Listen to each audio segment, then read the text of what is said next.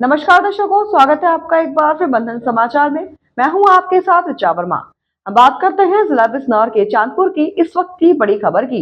हमारे संवाददाता एसबी गुप्ता की खास रिपोर्ट के साथ। आगामी त्योहारों को लेकर चांदपुर कोतवाली प्रांगण में शांति समिति की बैठक का आयोजन किया गया, जिसमें कोई नई परंपरा शुरू नहीं करने के स्पष्ट निर्देश दिए गए। आपको बता दें, पुलिस कोतवाली चांदपुर में पुलिस क्षेत्राधिकारी देशदीपक सिंह की अध्यक्षता में शांति समिति की बैठक का आयोजन किया गया। शांति समिति की बैठक में आगामी चेहल्लुम, जन्माष्टमी, गणेश चतुर्थी के त्योहारों को लेकर चर्चा की गई। पुलिस क्षेत्राधिकारी देशदीपक सिंह ने कहा कि चेहल्लुम और श्री कृष्ण जन्माष्टमी के त्योहार को शांतिपूर्ण रूप से मनाएं। 18 अगस्त को निकाले जाने वाले रामदूस के जुलूस को लेकर उन्होंने स्पष्ट कहा कि जुलूस के रास्ते नहीं बदले जाएंगे, किसी भी नए कार्यक्रम की अनुमति नहीं दी जाएगी। इस दौरान थाना अध्यक्ष संजय तोमर, शहर इंचार्ज प्रशांत कुमार सहित हल्का इंचार्ज उपस्थित रहे। शांति समिति की बैठक में वीरेंद्र राजपूत, सुधीर कुमार, विकी जोशी, रामदीन अग्रवाल, शिवम बंसल, प्रिंस अग्रवाल आदि मौजूद रहे। कोई भी नई परंपरा को नहीं डालेंगे। जैसे जुलूस का जो रूट है, जो डिवाइन रूट है, वही रूट निकलेगा। जो जुलूस में डेट है डिसाइडेड है, वही डेट पर जुलूस निकलेगा। और साथ में जिन गांवों में जुलूस निकलता है उन्हीं गांवों में जुलूस निकाला जाएगा। उसके अलावा ऐसा नहीं है कि हम लोग जिस गांव में जुलूस नहीं निकलता है उन गांव में हम लोगों ने जबरदस्ती निकालने का प्रयास कर दिया। ऐसा काम हम लोग बिल्कुल भी नहीं करेंगे, ये सब लोग ध्यान रखेंगे। जुलूस जिन गांवों में पहले से निकलता आ रहा है, परंपरागत है, उन गांवों में जुलूस निकलेगा। कोई नई परंपरा कोई नहीं डालेगा।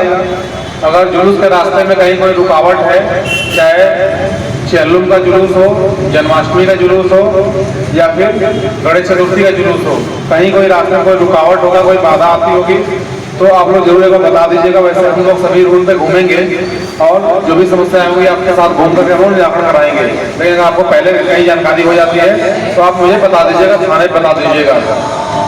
जैसे अभी हम लोगों ने 2-3 दिन पहले रामपुर का जुलूस निकलता है नूरपुर में, तो नूरपुर में जो जुलूस निकलता है उसका जो रूट हम लोग घूम रहे थे, तो नगर पालिका की जो टीम है पूरे रास्ते को तोड़ के रखी हुई है।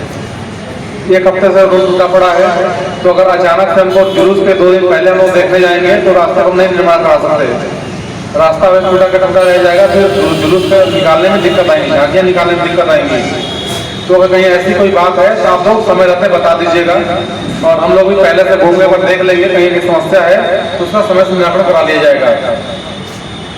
क्योंकि अगर रास्ते कहीं तोड़ दिए गए हैं तो नगर पालिका को नहीं पता है कौन सा रास्ता जुलूस निकलता है, कब जुलूस निकलना है, तो अगर रास्ते तोड़ दिए गए तो हम 2 दिन के अंदर निर्माण नहीं कर सकते। अचानक से रास्ते जो पूरा रास्ता टूटा पड़ा हुआ है वो हम नहीं निर्माण कर सकते, नहीं बन सकता है वो। तो इसलिए हमको समय से पहले जानकारी होनी चाहिए, फिर हम लोग उसको काम कर सकते हैं।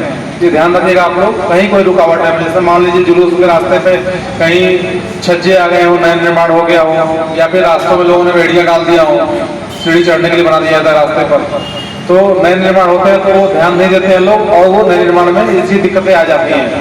छज्जे आ जाते हैं या फिर सीढ़ी बन जाता है नीचे जमीन पर, तो वो रास्ते में दिक्कत आती है जुलूस निकालने के टाइम पर।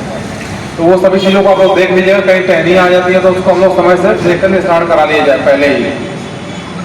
बाकी गणेश चतुर्थी पे जो विशेष बात कहनी है कि कहीं गणेश प्रतिमा यहाँ रखा जाता है, रखा जाता है, गणेश प्रतिमा रखा जाता है, विसर्जन भी होता है।